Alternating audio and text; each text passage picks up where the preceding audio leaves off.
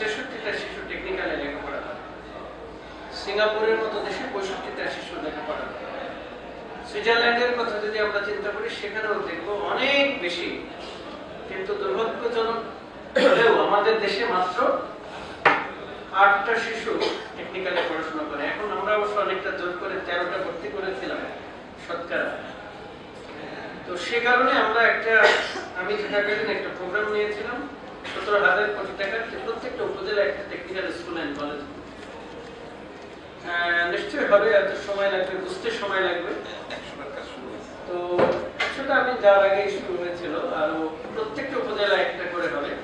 এই 100টার আমি ডিজাইনটা চেঞ্জ করিয়েছিলাম পরবর্তীগুলোর। সেটা হচ্ছে শুধু যাতে টেকনিক্যাল স্কুল না হয়, আমি বলছিলাম যে এটা টেকনিক্যাল স্কুল অ্যান্ড কলেজ হবে। সেইগুলো এখন যেটা হবে সেগুলো চেঞ্জ করছি, বিল্ডিং এর ডিজাইনেরও চেঞ্জ করেছি, ল্যাবের ডিজাইনও চেঞ্জ করেছি। যদি সেগুলো রাখি যে ল্যাব এবং ক্লাসরুম একসাথে হবে, মাঝখানে ল্যাব, পাশে ছেলেমেয়েরা পড়বে, একই সাথে প্র্যাকটিক্যাল হয়ে যাবে।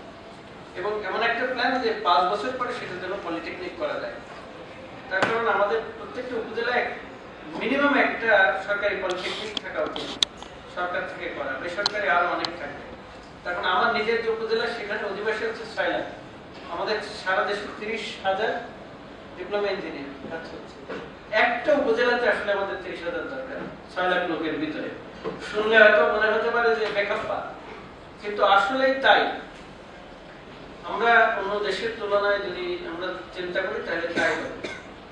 আমাদের এই রিক্রুটমেন্টের, এই ইনসেপশনের সুযোগ ছাড়াও আরেকটা বড় জিনিস হচ্ছে যে আমাদের যারা প্রোডাক্ট, অনেক সময় আমাদের অনেকগুলো ট্রেড আছে, সেটা আসলে বেশিরভাগই non technical. 80% non technical, 20% technical. আমি নিজে বসে দেখেছি, সেগুলো রিডিজাইন করতে পারে। একটা হচ্ছে চাহিদা অনুযায়ী।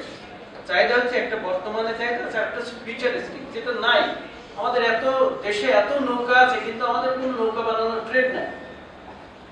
প্লাস্টিক দিয়ে নৌকা বানানো যাবে, অ্যালুমিনিয়াম দিয়ে বানানো যাবে, ফাইবার গ্লাস দিয়ে বানানো যাবে, কত সুযোগ আছে। আমাদের সুনামগঞ্জে বর্ষাকালে 40% ছেলে মেয়ে স্কুলে যেতে পারে না, কারণ নৌকার অভাবে। সুতরাং পিঠে একটা রবারের নৌকা কেন থাকবে না?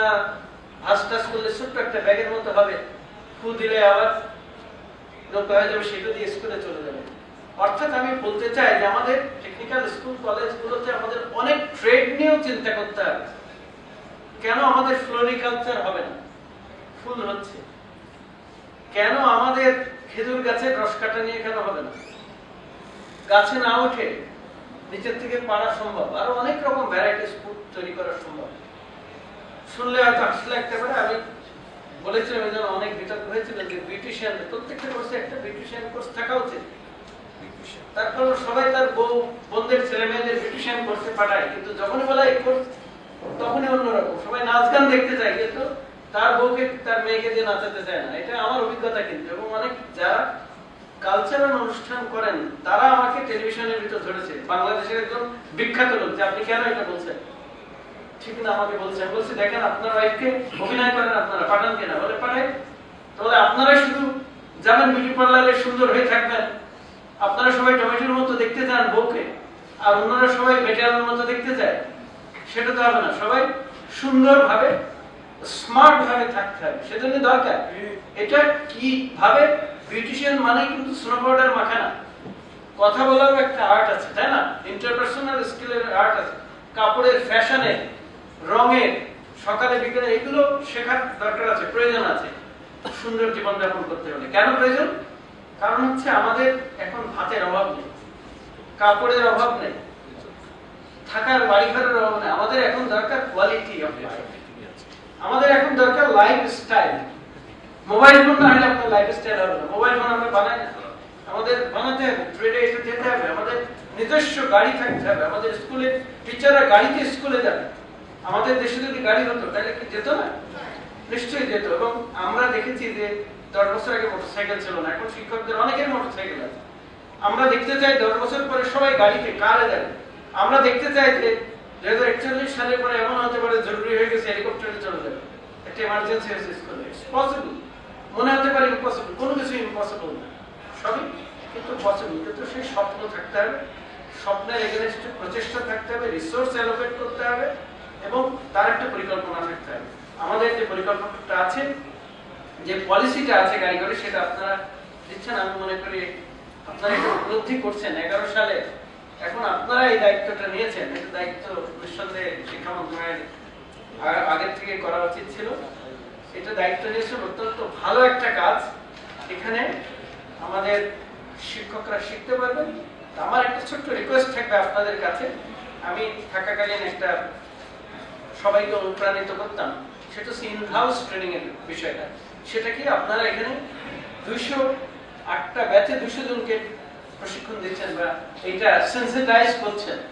আমি অনুরোধ করব আইএলওর যারা আছেন বা আমাদের যারা আছেন, আমি মনে করি এটা ফলো করলে আপনারা ভালো ফল পাবেন। আমি ফল পেয়েছি, আমার প্র্যাকটিক্যাল অভিজ্ঞতা থেকে বলছি।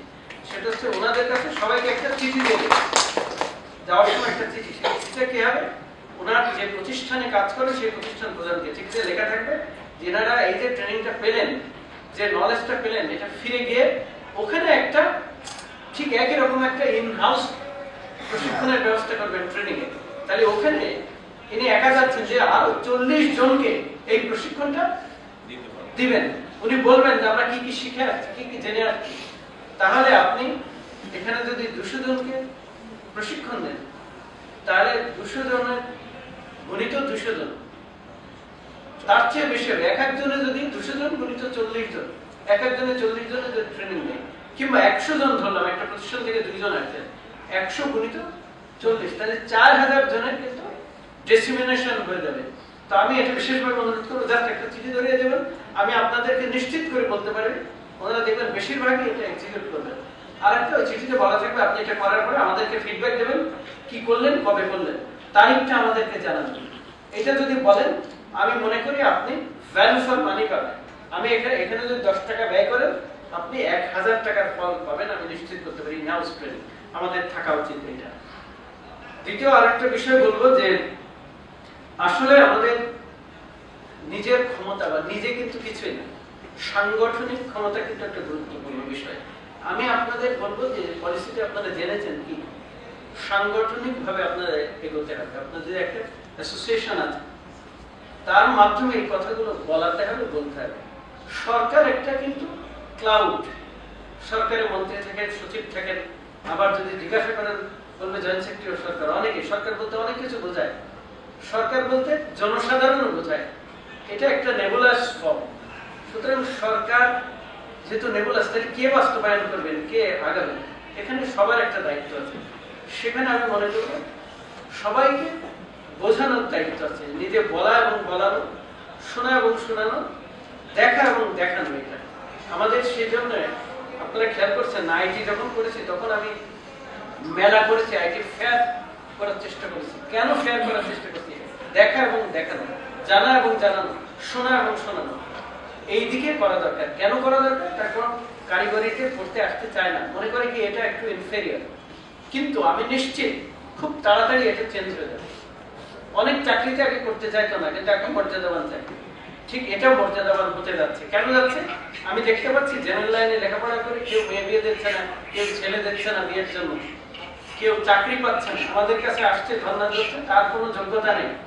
যোগ্যতা নেই একটা নিজের করার। বাসায় যদি লাইটটা অফ হয়, কি সমস্যা হলো সেটা কিন্তু সে বোঝে না। সেজন্য আমি বিশেষভাবে ধন্যবাদ জানাই যে আপনারা উল্লেখ করেছেন শিক্ষকরা, যে আসলে আমরাও চিন্তা করছি, আমিও বলার বোঝানোর চেষ্টা করছি সরকারকে, কলেজেও একটা অ্যাটলিস্ট একটা বা বিশ্ববিদ্যালয়ে একটা টেকনিক্যাল একটা মডিউল থাকা উচিত। অনেক দেশে কিন্তু আছে এটা। সেই মডিউল থাকলে সে যদি অন্য কাজও না পায়, চাকরি না পায়, সে নিজে এই কাজটা, এই প্রফেশনটা সে যেতে পারবেন। আপনারা এটা বলেছেন, আমি খুব খুশি হয়েছি। আমি অনেকদিন বলি, কিন্তু খুব কম লোকে এটা শোনে, মনে করে যে এটার ভিতরে আবার এটা কেন হবে। কিন্তু এখন এমনই সময়, একটা নলেজ দিয়ে কাজ হয় না, সব বিষয়ে আপনাকে জানতে হবে।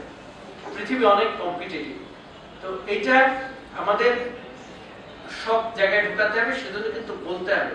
সেজন্য সাংগঠনিক ভাবে প্রয়োজনে প্রেশারও দিতে হবে, এটা একটা। দ্বিতীয় আর একটা বিষয় হচ্ছে, আমাদের প্রচুর কিন্তু টেকনিক্যাল স্কুল এন্ড কলেজ বা স্কুল আছে বেসরকারি পর্যায়ে, কিন্তু আমি এটা নিশ্চিত করে বলছি কোয়ালিটি কিন্তু অনেকগুলো সাংঘাতিক রকমের খারাপ। আমি নিজেও গেছি, সেটা কি করা যায় আমাদের একটু চিন্তা করতে হবে, আমাদের এগোনোর চেষ্টা করতে হবে। একটু যদি কোয়ালিটি ভালো করে তখন কিন্তু অনেকে অ্যাট্রাক্টেড হবে। এই যে আমি বলছিলাম এখন আসতে চায় না, কিন্তু আরো আসা শুরু হয়েছে। কিন্তু থার্ড আর একটা পয়েন্ট হচ্ছে প্রচারে প্রসার। আমাদের যে টেকনিক্যাল স্কুল এন্ড কলেজগুলো আছে সরকারি বেসরকারি, তারা কিন্তু কোনো প্রচার প্রসার করতে চায় না, চুপচাপ থাকে, যারা আসে ভর্তি হয়, তাই না? এটা প্রচার করা দরকার। প্রচার করলে কিন্তু অটোমেটিক আসবে, ভর্তি হবে। আমাকে পঞ্চগড়ের টেকনিক্যাল স্কুল বলেছিল এখানে কেউ ভর্তি হয় না, 50% ভর্তি হয় না। আমি বলছি যে আপনারা যাবেন ডিসিদের কোঅর্ডিনেশন মিটিং এ যাবেন, ওখানে বলবেন এবং কেবল টিভিতে অ্যাড দেবেন, সব ভরে গেছে, কোনো সমস্যা নেই। কেবল টিভিতে বেশি টাকা লাগে না, এলাকার কেবল টিভিতে দেন, আমি আপনাদেরকে নিশ্চিত করে বলছি ভর্তি হবে। অনেকে বুঝাইলে রাস্তায় যদি আমি আমার ফেসবুকে দিয়েছি যে রাস্তায় সান্ডার তেল, তারপরে জোকের তেল, তারপরে এইসব নানান তেল বিক্রি করে, এইগুলো বোগাস জিনিস, তারপরে মানুষে কেনে কেন? সুন্দর করে বলে এই জন্য মানুষকে কনভিন্স করে। আমরা কেন এই টেকনিক্যাল বিষয়গুলো যেটা প্র্যাকটিক্যাল সেটা আমরা কেন বলতে পারবো? আমাদের মোটো হওয়া উচিত অন্যরকম। আমাদের এখন শিক্ষার মোটো হচ্ছে চাকরি করব। আমাদের হওয়া উচিত চাকরি নেব না, চাকরি দেব, এন্টারপ্রেনিউর। সেটা একমাত্র কারিগরিতেই সম্ভব, জেনারেল এডুকেশনে সম্ভব না। কেউ ইতিহাস শুনতে আসবে না আপনার কাছে পয়সা দিবে, কিন্তু সবাই ইলেকট্রিক্যাল কাজে আসবে, মেকানিক্যাল কাজে আসবে। ইভেন আপনি ওই ইতিহাস শোনালে সারা জীবন আপনার শোনাতে হবে, আপনি বড় কিছু করতে পারবেন না।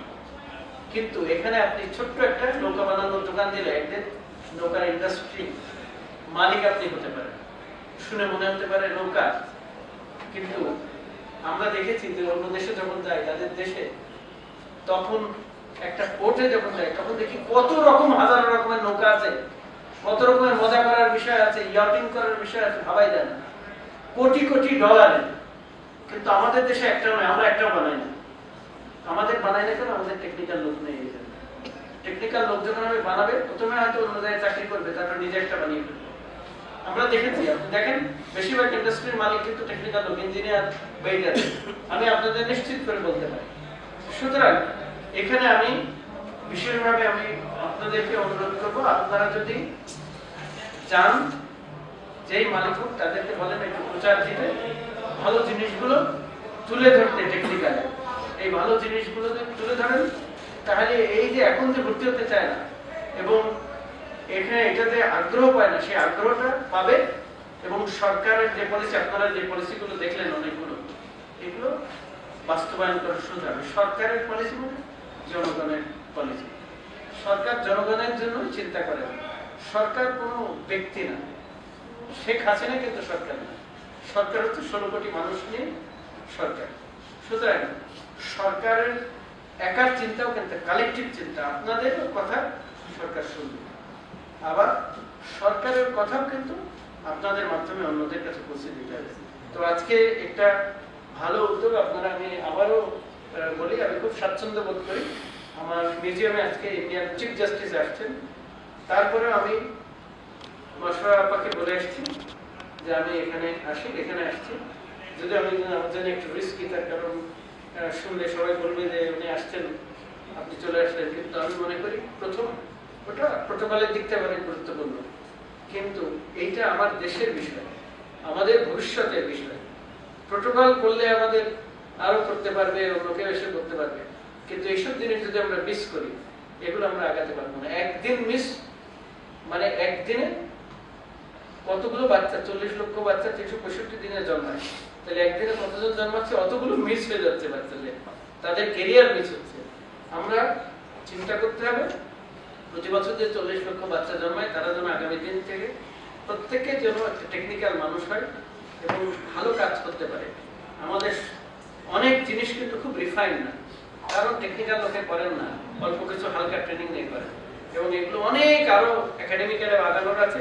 আমার বিশ্বাস এই আইডিবির একটা ভালো রোল থাকবে, আপনাদের একটা খুব সুন্দর টিম, আপনারা নিজেরা একসাথে কাজ করেন খুব আন্তরিকতার সাথে। দেখি যে সব জায়গায় যাই, খালি একটু আগে আসলাম ঝগড়াঝাটি, এটা একটা খুব ভালো টিম। এবং আমি আশা করবো যে এমন দিন আসবে যখন আমার উপজেলায় আমি 30,000 ডিপ্লোমা ইঞ্জিনিয়ার পাবো। কেউ কৃষিকাজ, এগ্রিকালচার প্রসেসে, কেউ ওখানে যেসব যন্ত্রপাতি সেগুলো তৈরিতে লেগে যাবে। উপজেলায় উপজেলা ইন্ডাস্ট্রি থাকবে। শুনে হাসি লাগতে পারে, কিন্তু যান ভুটান, আমাদের একটা উপজেলার সমান ভুটান, সেখানে এয়ারপোর্ট আছে, সেখানে ইন্ডাস্ট্রি আছে, সেখানে হাইটেক পার্ক আছে। তাহলে আমার প্রত্যেকটা উপজেলায় কেন হবে না? সেখানে একটা রাজা আছে, রাজা না থাক, আমার তো পুরো একটা গভর্নমেন্টের ফুল উপজেলায় ক্যাবিনেট থাকতে পারে, সেখানে ক্যাবিনেট আছে, তাই না? তাহলে এই ক্যাবিনেটকে যদি খাওয়াইতে পারে, এয়ারপোর্টকে যদি ফিট করার মতো টাকা থাকে, তাহলে আমার উপজেলা কেন পারবে না? আমার উপজেলাতেও পারবে। সেই জন্য আমাদের দরকার দক্ষ। কিসে দক্ষ? কারিগরিতে দক্ষ। সেই জন্য আমাদের দরকার এই যে সরকারের 2021 সালের মধ্যে 20% এরকম চিন্তা করলে হবে না। আমাদের চিন্তা করতে হবে 2041 সালের মধ্যে আমাদের 60 থেকে 65 জন ছেলে মেয়ে টেকনিক্যাল লাইন, এবং টেকনিক্যাল লাইনে যদি যায়, পড়াশোনা করে, সংখ্যা যদি বেশি হয়, তাহলে সংখ্যা বেশি হলে এমনি সবাই তখন এটার প্রতি ঝুঁকে পড়বে। তার মানে বলে থাকে কোয়ান্টিটি ডিটারমাইন্স কোয়ালিটি। আমাদের তখন কোয়ালিটি হবে, এর ভিতর থেকে ভেরি গুড কোয়ালিটির অনেকে বেরিয়ে আসবে। আমাদের রাস্তায় পটহোল থাকবে না, আমাদের সিঁড়িতে ওঠার রেলিং এ হাতে গুতা লেগে ছেলে যাবে না, একদম স্মুথ থাকবে, আমাদের স্টিলগুলো চকমক করবে, আমাদের এই যে সুন্দর রুমে বসে আছে এরকম প্রত্যেকটা ভবনের খুব সুন্দর হবে, স্কুল খুব সুন্দর হবে।